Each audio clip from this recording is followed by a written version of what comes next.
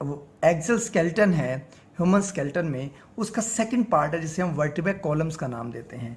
Vertebrae column basically है क्या, ये हमारे रीढ़ की हड्डी होती है। इसमें टोटल जो मोहरे होते हैं वो 33 होते हैं। ये बात आपने अब जहन में रखनी है, 33 टोटल जो होते हैं वो मोहरे होते हैं।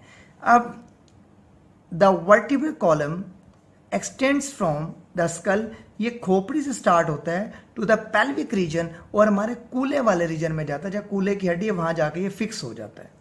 It forms backbone of the body, ये बेसिकली हमारी बैकबोन बनाती है, और ये फंक्शन है it protect the spinal cord. और इस बैकबोन में से जो वर्टिब्रे, इसमें से जो है वो स्पाइनल कोड गुजर रहा होता है। स्पाइनल कोड जो है वो नर्वस सिस्टम का पार्ट होता है, और ये बॉडी से पैगाम को दिमाग तक पहुंचाता है। Normally vertebrae column has 4 curvature, इसके जो रुख कहते हैं या मोड़ कहते हैं, 4 रुख हैं बेसिकली, और इसलिए ये कर्वेचर हैं, ये इलास्टिसिटी ज़्यादा प्रोवाइड करते हैं, ये स्ट्रेंथ ज़्यादा प्रोवाइड करते हैं, इसलिए मूवमेंट करना आसान हो जाता है। हम झुक सकते हैं, लेट सकते हैं, खड़े हो सकते हैं। अगर वर्टिब्रे कॉलम हमारा स्ट्रेट होता तो हम कभी भी जो है वो मूवमेंट सही तरह ना कर पाते। तो 4 कर्वेचर का मतलब क्या है, जिस तरह ये एक कर्वेचर है तो इस तरह ये हमारी बॉडी में अरेंज है। जैसे कि ये एक कर्वेचर है, ये कर्वेचर है, ये कर्वेचर है और ये कर्वेचर। ये बेसिकली 4 कर्वेचर है जो इस तरह आकर के ऐसे जुड़े हुए हैं, और ये टोटल 33 मोहरों पर मुश्तमिल है। ये बहुत इंपॉर्टेंट एमसीक्यूज भी अक्सर पूछा जाता है। अब वो 4 कौन कौन से उसको डिस्कस कर लेते हैं हम। सबसे पहली बात है वर्टिब्रे कॉलम में 4 होते हैं, पार्ट्स होते हैं, जिनमें हमने अब काउंट करने total 33। Cervical vertebra, cervical vertebra किसे कहते हैं, ये गर्दन के वर्टिब्रा कहते हैं, जो गर्दन के पीछे जो है रीढ़ की हड्डी शुरू हो रही है और जो कमर तक जा रही है, जो गर्दन वाले वर्टिब्रा को कहते हैं। इसमें टोटल 7 होते हैं, ये ज़हन में रखिएगा। टोटल वर्टिब्रा मोहरे जो होते हैं वो 7 होते हैं। एटलस, शुरू वाले को एटलस कहते हैं, और फिर एक्सिस कहते हैं हम, जो रोटेशन प्रोवाइड करते हैं, जो हमारी गर्दन को रोटेशन प्रोवाइड, जिससे हम इजीली अपने जो गर्दन उसे हम मूव करवा सकते हैं। तो फर्स्ट 2 जो होते हैं याद रखिएगा, उसे हम क्या नाम देते हैं, एटलस, और रिमेनिंग को हम एक्सिस कहते हैं। तो नंबर 2 पर है थोरेसिक, इसे कहते हैं छाती, सीना, छाती के या सीने के मोहरे। जो हमारी छाती के पीछे वर्टिब्रे कॉलम जा रहा है, नीचे तक पेट तक जा रहा है, तो बेसिकली क्या है, ये छाती के मोहरे होते हैं। क्योंकि ये 12 होते हैं, इसलिए 12 क्योंकि इसके अंदर 12 पेयर जो होते हैं वो रिब्स के आके जुड़ते हैं, इसलिए 12 होते हैं। तो ये टोटल थोरेसिक वर्टिब्रा, जैसे मैंने कहा सीने के मोहरे, छाती के मोहरे हैं, वो छाती के बैक साइड पर जो वर्टिब्रा है उसे थोरेसिक कहते हैं, ये याद रखिएगा। लंबर पेट वाला रीजन होता है, पेट के पीछे जो मोहरे जा रहे हैं उसे हम लंबर रीजन कहते हैं। तो पेट के पीछे जो मोहरे हैं उसे वर्टिब्रा लंबर रीजन कहते हैं। ये बहुत इंपॉर्टेंट एमसीक्यूज है, इसमें से अक्सर बात ये पूछी जाती है, लंबर रीजन में कितने वर्टिब्रा होते हैं, थोरेसिक रीजन में कितने होते हैं। तो फर्स्ट सर्वाइकल वर्टिब्रा क्या कहते हैं, तो ये बात ज़हन में रखिएगा। और पेल्विक जो आपके लास्ट में है वो है पेल्विक वर्टिब्रा क्या होता है। अब पेल्विक वर्टिब्रा बेसिकली क्या होता है उसको डिस्कस कर लेते हैं। अब पेल्विक वर्टिब्रा टोटल जो होते हैं वो 9 पर मुश्तमिल होता है, ज़हन में रखिएगा, और ये कूल्हे की हड्डी के साथ जाके जुड़ते हैं। पहले 5 जो फ्यूज होते हैं उन्हें सैक्रम कहते हैं, ये आप याद रखिएगा, ये बहुत इंपॉर्टेंट शॉर्ट क्वेश्चन भी है और एमसीक्यूज भी है। अब और जो आखिरी 4 हैं उन्हें हम कोकैक्स कहते हैं, ये पेपर में अक्सर पूछ ले जाते हैं। इसे टेल बोन भी कहते हैं, टेल बोन भी कहते हैं, क्योंकि टेल बनती है जाके। अब कैसे, ये जैसे कूल्हे की हड्डियां हैं 2, ये 2 कूल्हे की हड्डियां होती हैं,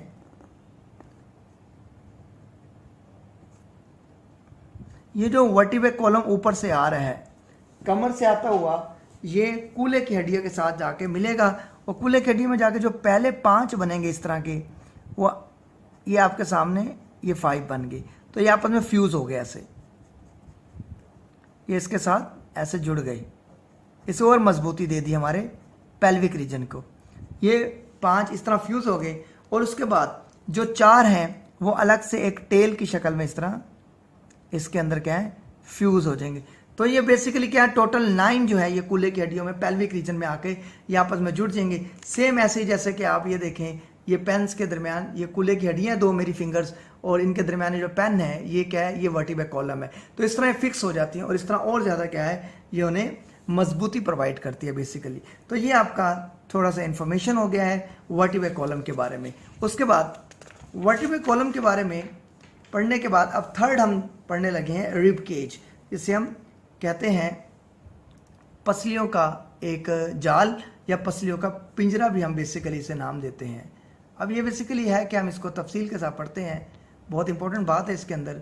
rib cage is the composed of 12 pair, पहले तो आप याद रखें 12 पेयर पर मुश्तमिल होते हैं, of ribs which articulate with thoracic vertebra, जो कि आर्टिकुलेट का मतलब होता है जो कि जुड़ती हैं जाके पीछे, थोरैसिक यानी कि जो सीने के पीछे मोहरे हैं बैकबोन के, उनके जहाँ जाकर जुड़ती हैं, और आगे से वो स्टर्नम के साथ जुड़ते हैं, जो दरमियान में एक हड्डी जा रही है सीने की, उसे स्टर्नम कहते हैं। 10 पेयर्स ऑफ द रिब्स और lower 2 pair of the rib, ये बात अक्सर पूछ भी जाती है। 10 पेयर्स ऑफ द रिब्स जो होते हैं is connected entirely with the sternum, जो 10 पेयर हैं वो एक कोस्टल आर्च के जरिए क्या है, वो स्टर्नम के साथ जुड़े होते हैं directly through coastal arch, called true ribs कहते हैं, क्योंकि ये डायरेक्टली अटैच होते हैं स्टर्नम के साथ, तो इसलिए कहते हैं। मिसाल के तौर पर जैसे ये स्टर्नम है, ये स्टर्नम है, ये इस तरह इसके साथ जुड़े होते हैं। ये जैसे एक पहला पेयर जुड़ गया, ये फिर दूसरा पेयर जुड़ गया, इस तरह ये टोटल 3 हो गए, 4, 5, 6, 7, 8, 9, 10। ये 10 जो होते हैं, ये पेयर जो होते हैं, ये स्टर्नम के साथ जुड़े होते हैं, ये बेसिकली स्टर्नम है। और 2 जो होते हैं वो इसके साथ अटैच नहीं होते, और वो फ्री फ्लोटिंग होते हैं, और वो वर्टिब्रल कॉलम के साथ अटैच होते हैं लेकिन स्टर्नम के साथ अटैच नहीं होते। 10 pair of the ribs is connected entirely with the sternum, either directly और थ्रू, या डायरेक्टली होते हैं या थ्रू कोस्टल आर्च के जरिए होते हैं, जिन्हें हम ट्रू रिब्स कहते हैं। अगर यहाँ पर अगर आपने बात समझनी है थोड़ी सी, तो मैं ये भी इंफॉर्मेशन आपको प्रोवाइड कर सकता हूँ।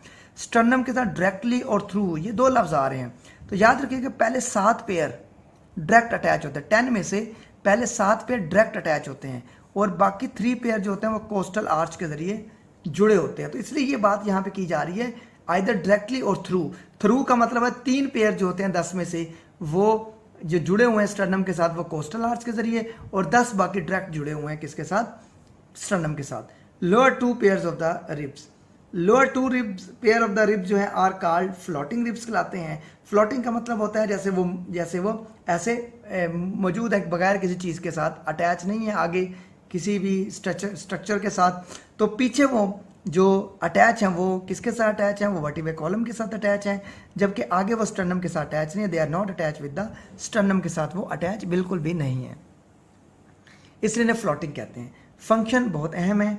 Rib cage support to the semi vacuum chamber, semi vacuum chamber क्यों कहते हैं, क्योंकि इसके नीचे बहुत सारे वाइटल ऑर्गन्स मौजूद होते हैं हमारे अंदर, तो ये कैविटी बन जाती है, वाइटल ऑर्गन मौजूद होते हैं, इसमें हार्ट है, लंग्स है, एसोफेगस है, कुछ पोर्शन लीवर का आता है, तो कॉल्ड चेस्ट कैविटी बन जाती है। कैविटी एक जगह होती है जहाँ पर हमारे वाइटल ऑर्गन होते हैं। It protect the heart and the lungs etc., यानी कि जो मैंने बातें बताई, एसोफेगस हो गया और भी बहुत सारे ऑर्गन हैं जो कि उसको प्रोटेक्ट करता है ये जाल, और जो भी हमें जो इंजरी होती है वो हमारी पसलियों तक पहुंच जाती है, लेकिन अगर पसलियां भी डैमेज हो जाए फिर हमारे अंदर वाइटल ऑर्गन को नुकसान हो सकता है। तो ये क्या करते हैं, ये बहुत इंपॉर्टेंट रोल प्ले करते हैं।